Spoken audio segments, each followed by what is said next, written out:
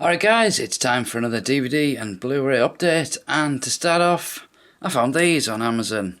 This is the original Clone Wars series, Volume 1, and I also found Volume 2.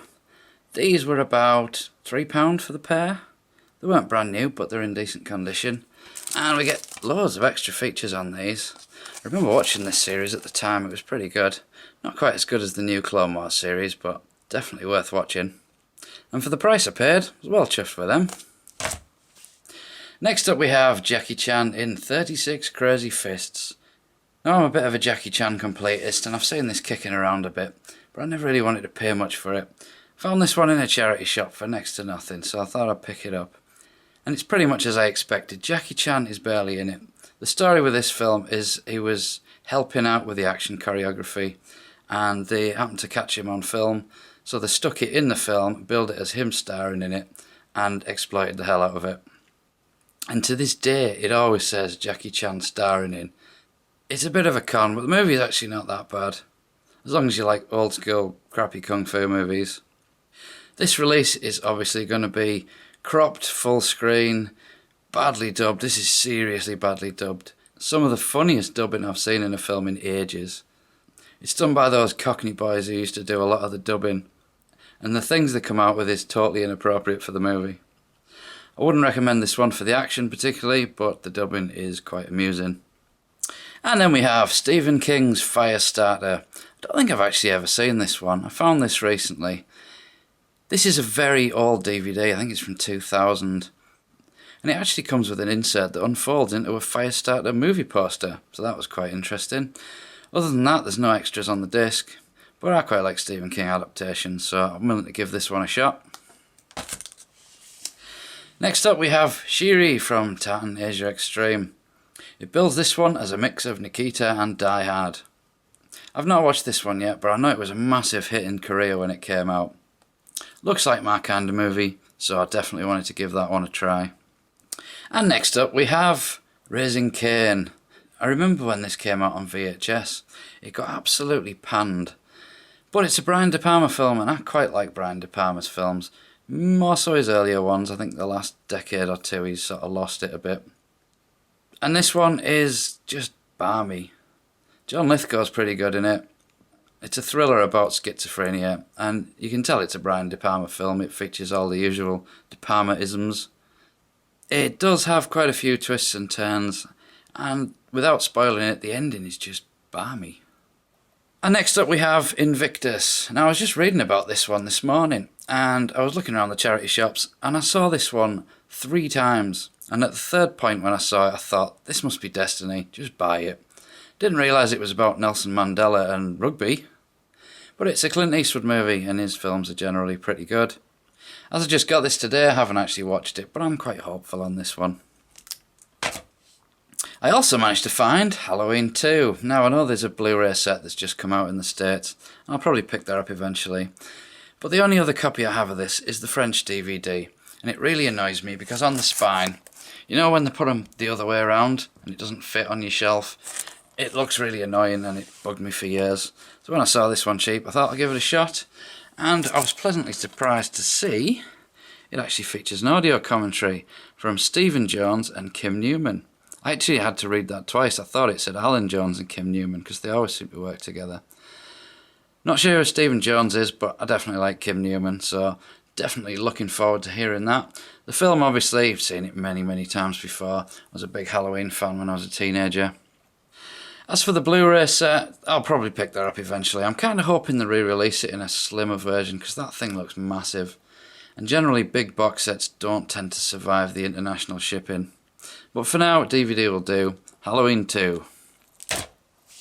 Also today, I managed to find Amityville 2, The Possession. This is made by the Italians, Dino De Laurentiis, and it's got an Italian director with American stars, and I think it's shot in English. I vaguely remember seeing this one.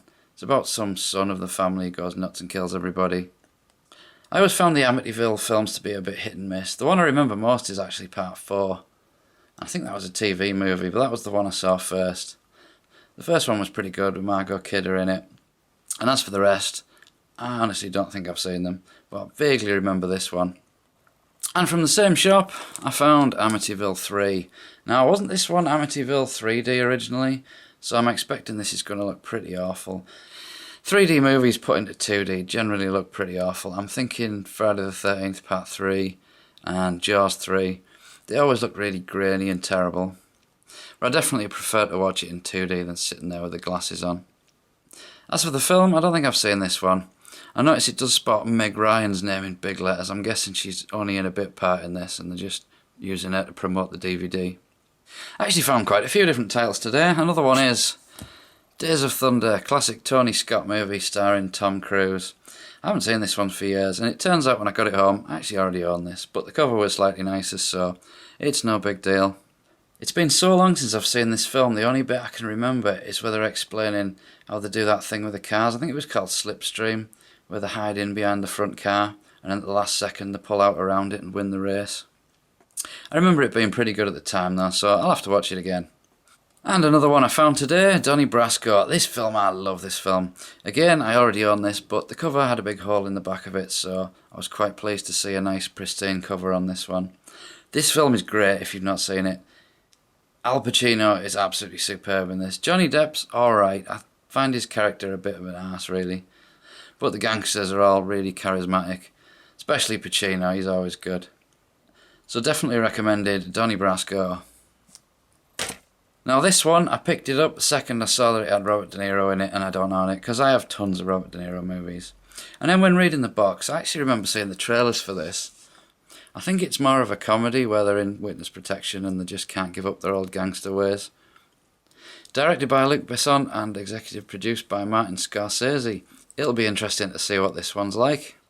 De Niro, as we all know, can be a bit hit and miss. I think sometimes he picks movies just to pay the bills. And as I've just recently been watching Analyse This, I'm in the mood for more De Niro. Now this one, I didn't even know it existed. Roadhouse 2. So I saw this and it was dead cheap and I thought, I'm having it. And then I looked closer at it and it's a foreign language DVD.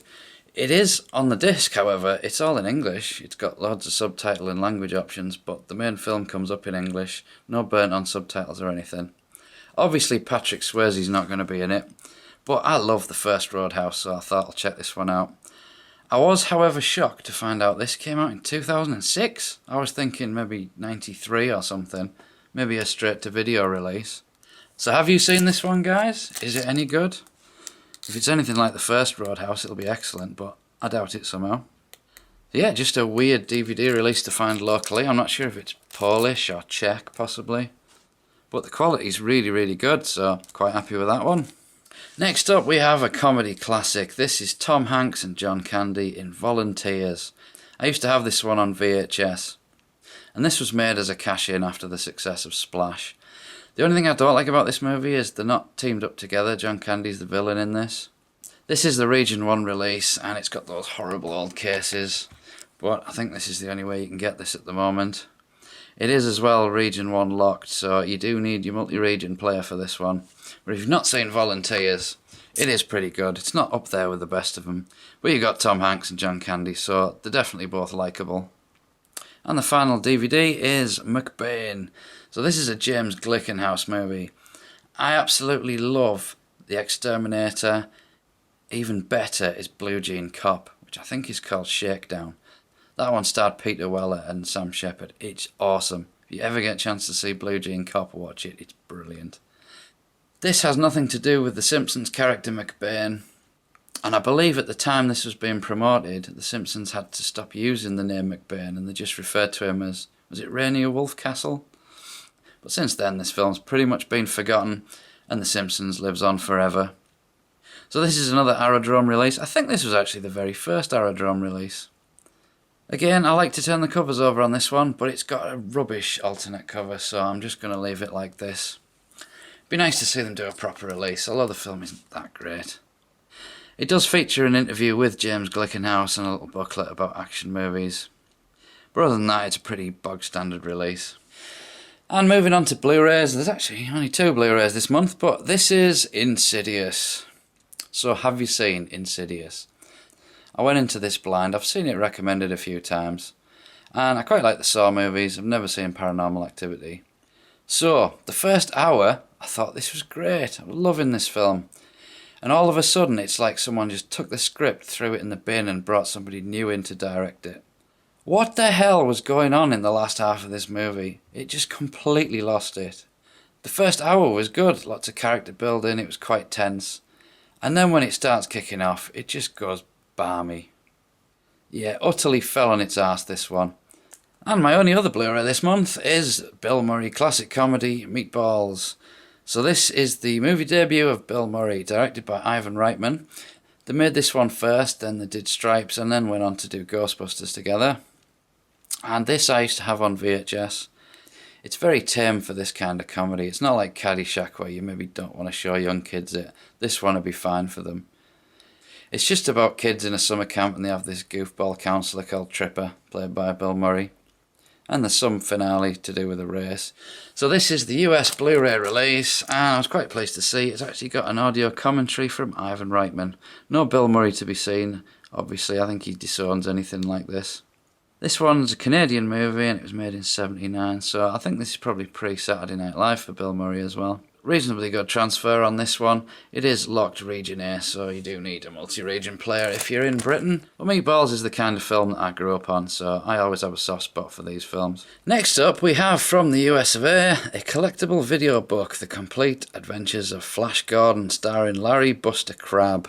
My granddad was a big fan of Buster Crabbe, and I remember seeing him and Johnny Weissmuller as Tarzan. We used to watch those kind of films quite a lot. And I do have some of the Flash Gordon serials on really cheap public domain DVDs.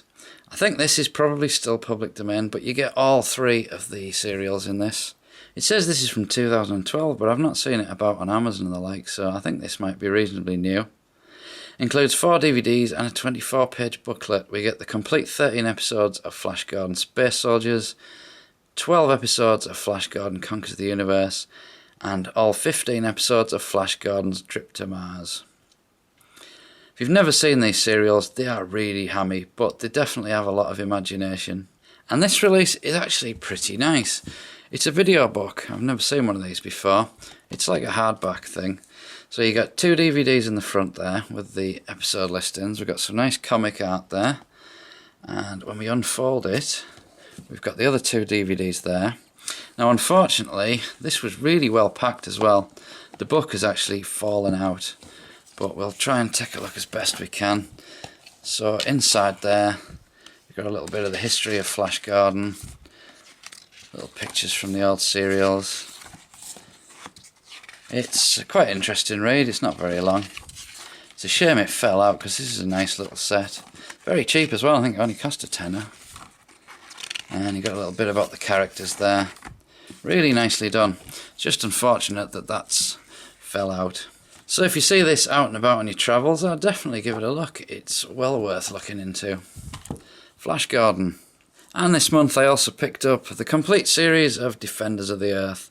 I actually thought I was buying the Mill Creek set, but it turns out I bought the Fabulous Films UK version of this. So I'm quite pleased. It's a nice British release.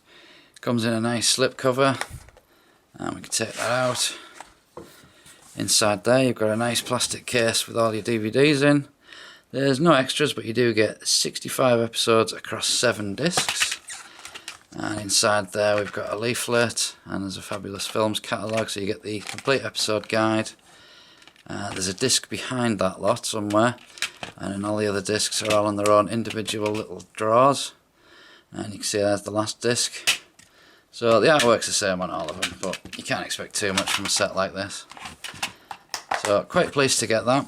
I've watched the first couple of episodes. It's actually quite dark. I don't remember the series being that dark. Flash Gordon's wife dies in the first episode, which I don't remember at all. I used to watch this when I was a kid. I don't think I've ever seen them all in sequence though, so that'll be interesting to see. So do you remember Defenders of the Earth? I'm sure you remember the theme tune. Quite a good series from what I remember. And that's a nice release to have. Now for the final bit of today's video, I bought another 10 DVDs. And I'm not going to show you what they are. There's a reason for that. What I've been doing for the last 4 years is a DVD advent calendar. So what I do is I go and find 24 DVDs. I try and get nice cheap ones, but something that I'm interested in seeing. Then I wrap them all up in identical Christmas paper. And then all through December, every day I get a DVD to watch. I'm usually too busy to watch them, so I end up catching up in January and February. And you've got something exciting to look at every day. It's far better than just getting a chocolate. So what we've got here is the first 10 that will be in the DVD advent calendar. Now I toyed with the idea of opening them on video, but that's 24 uploads in December and I'm far too busy to be doing that. So what I'll do is I'll show you the whole lot once I've opened them in the December update. So be prepared for a damn long video in that one. So far I've got 10. And I've actually done a theme this year. In previous years I've just done it at random. But this year's theme is nostalgia. So this is all films I used to own on video. Some of them I'll have had taped off the TV. But they're all films I saw when I was a kid or when I was a teenager. A lot of them will be 80s comedies, but there is a few sci-fi, fantasy type things in there as well. I'm also a bit late this year. Normally I buy them all quite a bit earlier and then I've kind of forgotten what was in there, so it's a bit more interesting. I've learnt in previous years to avoid anything that's obvious what it is, so I try and avoid multi-disc sets and anything with an odd-shaped case or steelbooks or anything like that. So I just thought I'd share that with you. My DVD advent calendar. It's always great fun. So that's your lot for this month, guys. Comments are always appreciated, and I'll see you again in 4 weeks' time for another DVD update. This has been Luke. Thanks for watching.